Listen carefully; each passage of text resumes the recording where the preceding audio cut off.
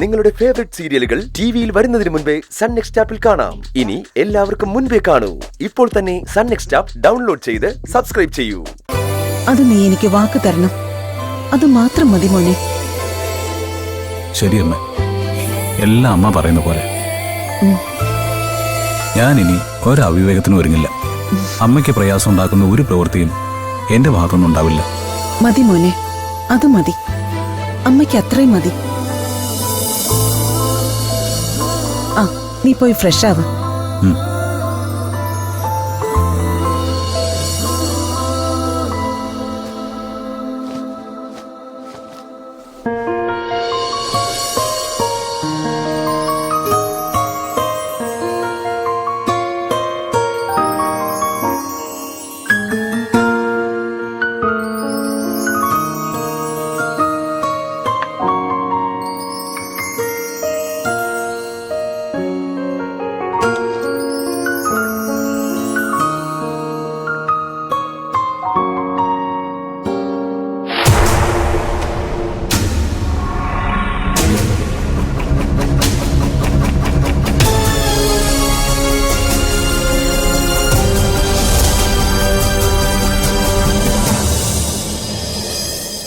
You should give me a promise.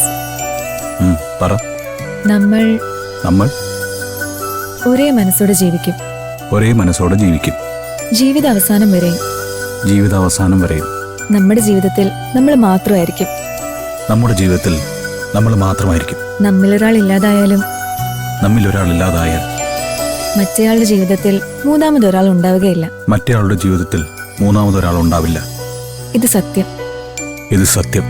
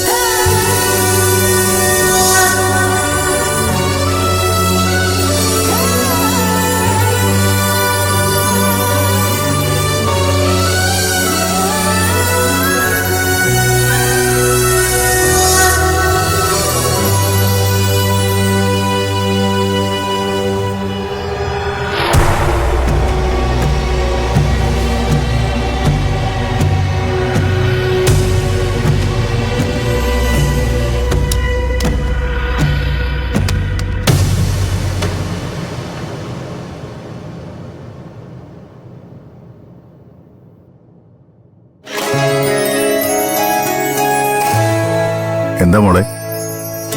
ഇന്നത്തെ mail ബോക്സിൽ കിടക്കായിരുന്നു, ആരും എടുത്തില്ല.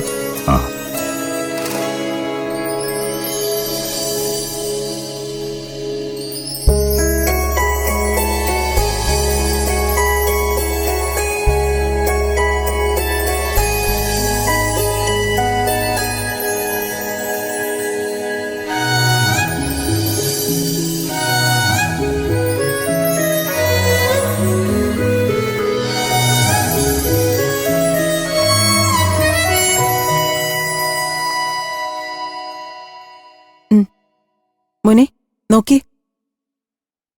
നിന്റെ അച്ഛൻ മരിച്ചിട്ട് 24 വർഷമായി. ഇപ്പോഴും അദ്ദേഹത്തിന്റെ പേരിൽ കത്തുകൾ വരുന്നുണ്ട്, മാഗസിൻസ് അധികവും. അമ്മേ, ഈ മാഗസിൻസ് തുടങ്ങിയതും നിലനിൽക്കുന്നതും ഒക്കെ അച്ഛൻ കൊടുത്ത ഫണ്ടിന്റെ ബലത്തിലായിരിക്കും. അതിന്റെ ഒരു നന്ദി അച്ഛൻ മരിച്ചെങ്കിലും അവർക്കുണ്ടാവുമല്ലോ.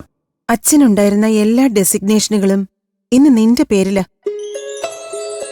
നമ്മുടെ എല്ലാ സ്ഥാപനങ്ങളുടെയും CEO നീയാണ്. അച്ഛന്റെ ക്ലബ് മെമ്പർഷിപ്പുകളെല്ലാം ഇന്ന് നിന്റെ പേരിലാ. അതങ്ങനെയല്ലേ വരേണ്ടത്? അച്ഛന്റെ ഒരു മകനല്ലേ ഞാൻ. അതങ്ങനെ തന്നെയാ വരേണ്ടത് മോനെ. നീ തന്നെയാണ് അദ്ദേഹത്തിന്റെ ഒരേ ഒരു മകനും. പക്ഷേ കമ്പനി സിഇഒയും ചെയർമാനും ഒക്കെ ആയിരുന്ന മാത്രം പോരാ. അവിടുത്തെ കാര്യങ്ങൾ എങ്ങനെ നടക്കുന്നു അതുകൂടി നീ അന്വേഷിക്കണം. അതിന് തമ്പിയച്ഛനുണ്ടല്ലോ. അതെ, കാര്യങ്ങളൊക്കെ നോക്കാൻ തമ്പിയച്ഛനുണ്ട്. ഇദ്ദേഹം നിന്റെ അച്ഛന്റെ വിശ്വസ്തനായ സഹായിയായിരുന്നു. കമ്പനിയുടെ എല്ലാ കാര്യങ്ങളും അറിയുന്നയാൾ. തമ്പിയേട്ടനില്ലാതെ അന്ന് കമ്പനി കാര്യങ്ങൾ മുന്നോട്ടു പോകില്ലായിരുന്നു. അതുകൊണ്ടാ അമ്മയും മറ്റു ബന്ധുക്കളും നിർബന്ധിച്ചപ്പോ തമ്പിയേട്ടനെ ഞാൻ രണ്ടാമത് വിവാഹം കഴിച്ചത്. എന്നുവെച്ച് കമ്പനിയുടെ കാര്യങ്ങളിൽ തമ്പിയേട്ടൻ നിന്റെ അച്ഛന്റെ സ്ഥാനത്തല്ല. നിന്റെ അച്ഛന്റെ കസേരയിൽ ഈ കാലത്തിനിടയ്ക്ക് ഒരിക്കൽ പോലും തമ്പിയേട്ടൻ ഇരുന്നിട്ടില്ല. മോനെ നീ അവിടെ ഇരിക്കേണ്ടത്.